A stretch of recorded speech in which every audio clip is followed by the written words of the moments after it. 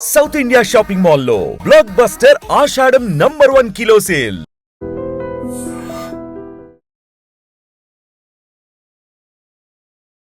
Hi hello నమస్తే welcome back to iDream media.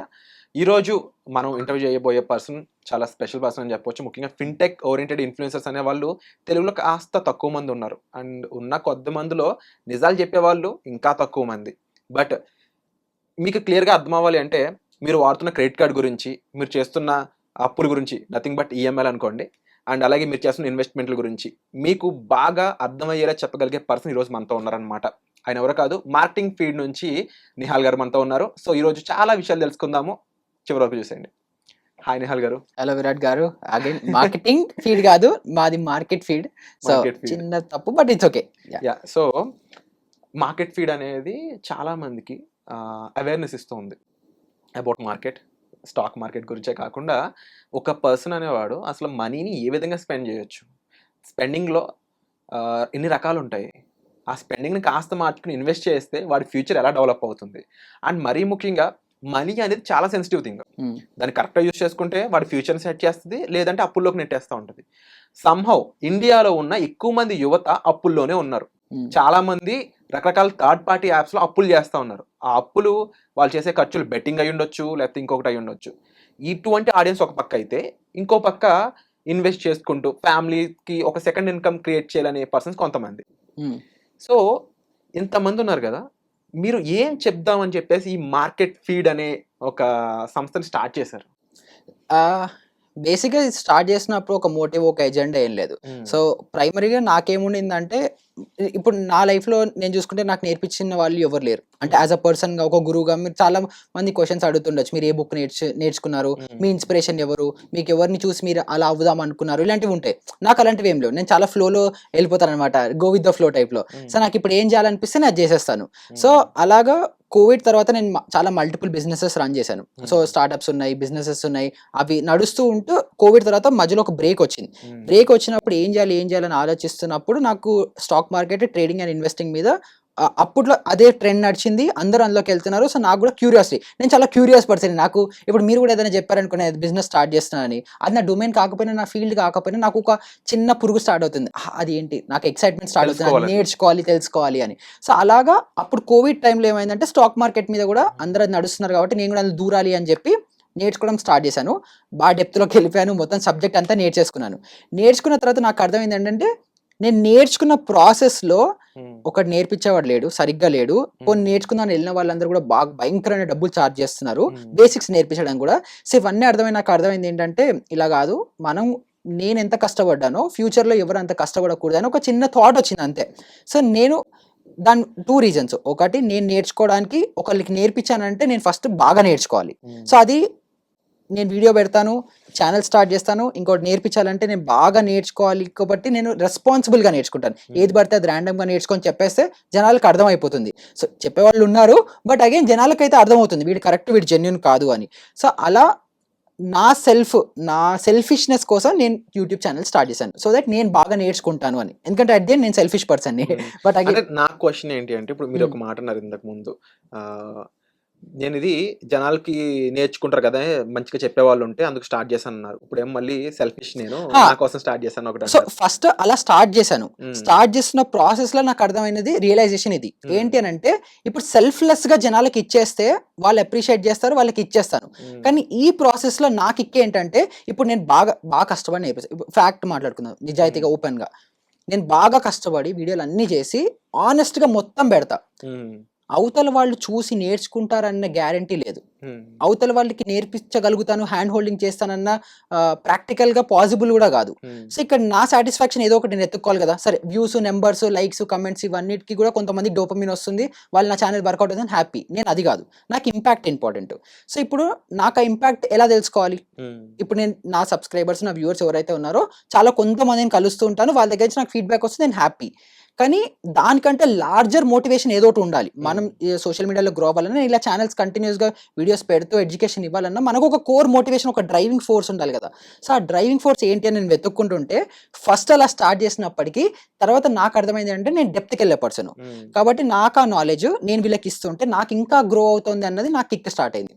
So అలాగా జనాలకి ఇవ్వాలి, ఫస్ట్ వాళ్ళకి ఎడ్యుకేట్ చేయాలి, వాళ్ళకి ఇవ్వాలి అన్నది స్టార్ట్ అవుతూ ఇప్పుడు స్లోగా మీరు నా వీడియోస్ చూసినా ఏది చూసినా కూడా ట్రాన్సిషన్ ఎలా అవుతుందని అంటే నేను డెప్త్కి వెళ్ళిపోయి నాకు పిక్చర్కి అబ్బా ఈ కాంటెంట్ నేను ఇప్పటి వరకు నేను ఎక్కడ చూడలేదు, ఇంత డెప్త్లోకి ఎవరు ఎందుకు వెళ్ళట్లేదు, ఇది వెళ్తే నాకు కొత్తగా నేర్చుకుంటున్నాను అన్నది నేను నేర్చుకొని వీడియోస్ పెడుతున్నాను. సో ఇప్పుడు స్లోగా అవేర్నెస్ నుంచి నేను డెప్త్గా నేను ఎలా నేర్చుకుంటాను చేస్తూ నాకు నేను ఒక నోట్స్ ప్రిపేర్ చేసుకొని నాకు నేను నేర్చుకోవడానికి వీడియోలు పెడితే ఎలా అవుతుందో అలా చేయడం స్టార్ట్ చేస్తున్నాను. బట్ ఫార్చునేట్లీ జనాలకు నచ్చుతుంది. బట్ జనాల్లో నుంచి అయి ఉండొచ్చు, లేదంటే ఇంకొంతమంది స్పెసిఫిక్ పీపుల్ నుంచి అయి ఉండొచ్చు. ఈ ఫిన్టెక్ ఇన్ఫ్లుయెన్సర్స్ కొంతమంది ఉన్నారు మన దగ్గర. వాళ్ళలాగే మీరు కూడా ఇనిషియల్ గాను ఇప్పుడు డబ్బుల కోసం ఇందులోకి వచ్చారను, లేకపోతే దీంట్లోకి రావడం వల్ల మీకు లాభం లేకుండా అయితే ఎందుకు వస్తారు అనే క్వశ్చన్స్, మరీ ముఖ్యంగా డబ్బుల గురించి చెప్పేవాళ్ళు ఫ్రీగా ఏది చెయ్యరు కదా అనే క్వశ్చన్ మీకు ఇనిషియల్ గా కానీ ఇప్పుడు కానీ ఎదురైందా? ఎందుకు జనాలు అలా అనుకోవడానికి స్కోప్ ఉంది కదా? ఎందుకు ఇప్పుడు కూడా ఎవ్రీడే నేను ఫేస్ చేసేది అదే. ఇప్పుడు మీరు అంటారు మీరు ట్రేడింగ్, నేను బేసిక్గా ట్రేడింగ్ చేసుకుంటా, నేను ట్రేడర్ని కదా. సో మీరు ట్రేడింగ్ చేస్తుంటే మీకు డబ్బులు వస్తున్నాయి, మీరు యూట్యూబ్ వీడియోలు ఎందుకు చేసుకోవడం అంటారు. సో మీకు డబ్బులు సంపాదించుకుంటున్నారు కదా, మీరు యూట్యూబ్లో వీడియోలు చేసుకొని ఎందుకు డబ్బులు సంపాదించుకోవాలి అని అంటారు. నేను నిజంగా నా యూట్యూబ్ ఒకవేళ స్టూడియో యాప్ చూపించి నేను పెట్టే వీడియోల నుంచి ఎంత రెవెన్యూ వస్తుందో నేను చూపిస్తే నా ఎడిటర్ జీతం ఇంకా దానికంటే ఎక్కువ. సో ఇది చేయడంలో సెన్స్ లేదు. మనీ టర్మ్స్ లోనే చూసుకుంటే ఇది సెన్స్ లేదు. సరే పోనీ వేరే అదర్ ఆల్టర్నేటివ్ ఇన్కమ్ సోర్సెస్ ఉన్నాయా అని చూసుకుంటే నేను కోర్సులు అమ్ముతానా? అమ్మను, ఫ్రీగానే పెడతాను. ఎఫిలియేట్ లింక్స్ పెడతానా? ఉంటాయి. బట్ నేనే చాలా అరిచి చెప్తాను, నీకు నా కాంటెంట్ని సపోర్ట్ చెయ్యాలంటే చెయ్యి, లేదు అన్న చాలా ఆనెస్ట్గా ఇప్పుడు జెరోదా లింకో, ఫైర్స్ లింకో, ఇంకోటి ఏదో గ్రో లింక్ ఏదో ఉందనుకుందాం, నేను ఏం చెప్తాను, నేనంటే నువ్వు నా లింక్ క్లిక్ చేయకు, నీకు సపోర్ట్ చేయాలని లేదు, ఏం నాకు ప్రాబ్లం లేదు, ఎందుకంటే నువ్వు ఇచ్చే ఇన్కమ్ మీద నేను బతకట్లేదు. సో నువ్వేం చేయి, డైరెక్ట్గా జెరోదా అని గూగుల్లో కొట్టుకో, అక్కడే ఓపెన్ చేసుకో లింక్, నాకేం ప్రాబ్లం లేదు. సో ఎవడైతే నన్ను క్వశ్చన్ చేస్తాడో నువ్వు డబ్బుల కోసమే వచ్చావు, డబ్బుల కోసం చేస్తున్నావు, ఇది నా కోసమే కాదు, అక్రాస్ సోషల్ మీడియా మీరు ఏ ఇన్ఫ్లుయెన్సర్కి వెళ్ళినా కూడా వాళ్ళు క్వశ్చన్ చేసేది అదే.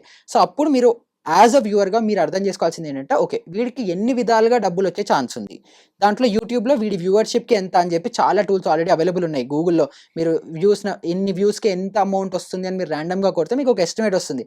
అది మీరు చూసారని అనుకుంటే నేను ఇంత కష్టపడాల్సిన అవసరం లేదని మీకు అర్థమైపోతుంది. అంటే మీరు ఒక సెన్సిటివ్ పాయింట్ని ఇక్కడ రైజ్ చేస్తున్నారు నిహాల్ గారు. అంటే ఏంటి అంటే జనరల్గా సినిమాల్లోనే కాదు, యూట్యూబ్లో కూడా ఇప్పుడు ఇన్ఫ్లుయెన్సర్స్ అందరూ కూడా సబ్స్క్రైబర్స్ మా దేవుళ్ళు, చూసే వాళ్ళ కోసం మేము ఇదంతా చేస్తున్నాం, కరెక్ట్, మీరు ఉంటేనే మేము ఉన్నాము, కరెక్ట్, మీరు ఇస్తున్న భిక్ష ఇది అనే వాళ్ళు కూడా ఉంటారు. కానీ మరి మీరు ఏ ధైర్యంతో నీకు నచ్చితే చూడు లేకపోతే వెళ్ళిపో అని ఎలా అనగలుగుతున్నారు? నేను నచ్చితే చూడు లేకపోతే వెళ్ళిపో అనట్లేదు, నువ్వు చూడడం వల్లే నేను ఉన్నాను అని అనట్లేదు. నేను ఇక్కడ ఏంటి, నేను యాజ్ ఎ ఎడ్యుకేటర్ గా, నేను యాజ్ ఎ రెస్పాన్సిబుల్ పర్సన్ గా నేను బాగా ఇన్డెప్త్ రీసెర్చ్ చేసి మీకు వాల్యుబుల్ కాంటెంట్ ఇస్తున్నాను. అది మీకోసమే చేస్తున్నాను, అది నా కోసం చేస్తున్నాను, మీకోసం చేస్తున్నాను. ఇద్దరు ఇప్పుడు నేను ఎంత ఎఫర్ట్ పెడుతున్నాను, మీరు కూడా అంతే ఎఫర్ట్ పెట్టి వీడియో మొత్తం చూడాలి, మీకు వాల్యుబుల్ వస్తుంది. కాకపోతే ఇప్పుడు దీన్ని మీరు మానిటరీ టర్మ్స్ గా దీన్ని కన్సిడర్ చెయ్యకండి, ఎందుకంటే నేను ఇది డబ్బు ఇంటెన్షన్తో చేయట్లేదు. డబ్బు ఇంటెన్షన్తో చేయాలంటే వేరే ఏ బిజినెస్ చేసుకున్నా దీంట్లో కంటే ఎక్కువ డబ్బులు వస్తుంది, అట్లీస్ట్ నాకు నాలెడ్జ్ ఉన్న డొమైన్లో. వేరే ఎవరికి నాలెడ్జ్ లేదు, వేరే బిజినెస్ చేసుకునే తెలివి లేదు, టాలెంట్ లేదు, అలాంటి బ్యాచ్ వేరే ఉన్నారు, వాళ్ళు వేరే. నా క్వశ్చన్ అదే నిహాల్ గారు, ఎందుకంటే అదే మీ ఫ్రెండ్గా ఒక పర్సనల్గా మీ గురించి నాకు తెలుసు కాబట్టి, మీకు ఇది ఒకటే కాదు బిజినెస్, మీకు ఉన్న బిజినెస్ గురించి నాకు ఐడియా ఉంది, ఒక 5-6 బిజినెస్ పైన ఉన్నాయి కాబట్టి. చాలా మంది కామన్ ఆడియన్స్ కి యూజువల్ గా కొంతమంది ఫిన్టెక్ ఇన్ఫ్లుయెన్సర్స్ చేసిన పనుల వల్ల ఏమైందంటే, అసలు మీరు చెప్తుంది కరెక్ట్ కాదు నాకెలా తెలుసు, ఎందుకంటే నాకు దాని మీద ఎటువంటి నాలెడ్జ్ లేదు, నేను ఒక లేమన్, నాకు దీని గురించి ఎటువంటి తెలియదు. అలాంటప్పుడు మీరు చెప్తుందే వాస్తవం నేను ఎలా తెలుసుకోవాలి అనే ఒక పాయింట్ అయి ఉండొచ్చు. రెండవది ఏంటి అంటే, ఇప్పుడు మీరు చెప్తుంది చేస్తుంది అంతా కూడా నాకు యూజ్ అవుతుంది అనే దానికంటే కూడా మీ వ్యూషిప్ కోసమే చేస్తున్నారు కదా అని ఒక రెండో పాయింట్ అయి ఉండొచ్చు. ఇవి జనాలు ఇబ్బంది పెడుతున్నాయి. కరెక్ట్. మరి దీని గురించి మీరేమంటారు? సో ఇప్పుడు నేను చెప్పేది మీకు యూజ్ అవుతుందా లేదా అన్నది మీరు నా కాంటెంట్ చూస్తే మీకు అర్థమవుతుంది కదా. ఇప్పుడు మీరు నా కాంటెంట్ మొత్తం చూస్తే నేను ఇప్పటి వరకు ఒక్కసారి కూడా హీరో జీరో ట్రేడ్లు, పెన్నీ స్టాక్లు, మల్టీ బ్యాగర్ స్టాక్లు, స్టాక్ రికమెండేషన్లు, స్టాక్ టిప్స్ ఏవి ఇవ్వను. ఎవరైనా నన్ను డెలిబరేట్గా ఇలా అడిగినా కూడా నువ్వు నాకు ఈ స్టాక్లో ఇన్వెస్ట్ అని చెప్పినా కూడా నేను చెప్పను. సో ఇప్పుడు నేను నిజంగా వ్యూవర్షిప్ కోసం అట్రాక్ట్ చేసుకోవాలి అంటే అలాంటి వైరల్ కాంటెంట్, క్రింజ్ కాంటెంట్ నేను చాలా చేసుకుంటా. మీరు ఈ స్టాక్లో పెట్టండి, లేకపోతే నేనే నా లైవ్ పిఎన్ఎల్ కూడా చూపిస్తా. ఇప్పుడు అన్ని క్లోన్ యాప్సే. ఇప్పుడు మీరు చాలా మంది అడుగుతుంటారు, బ్రో నువ్వు నీ లైవ్ పిఎన్ఎల్ చూపించు, మాకు నీ వీడియో రికార్డింగ్ చూపించు, నీ డాష్ బోర్డ్ ఓపెన్ చేయని చెప్పి. నేను చెప్తా, అదే క్లోన్ యాప్, అదే జెరోదా అవ్వచ్చు, గ్రో అవ్వచ్చు, వాట్ ఎవర్ యూఆర్ యూజింగ్, అన్నిటివి క్లోన్ యాప్స్ ఉన్నాయి. నేను నెలకి ₹1,00,000 సంపాదిస్తున్నాను, లేకపోతే రోజుకి ₹1,00,000 సంపాదిస్తున్నాను కూడా క్లోన్ యాప్స్తో మీరు చూపించేయచ్చు.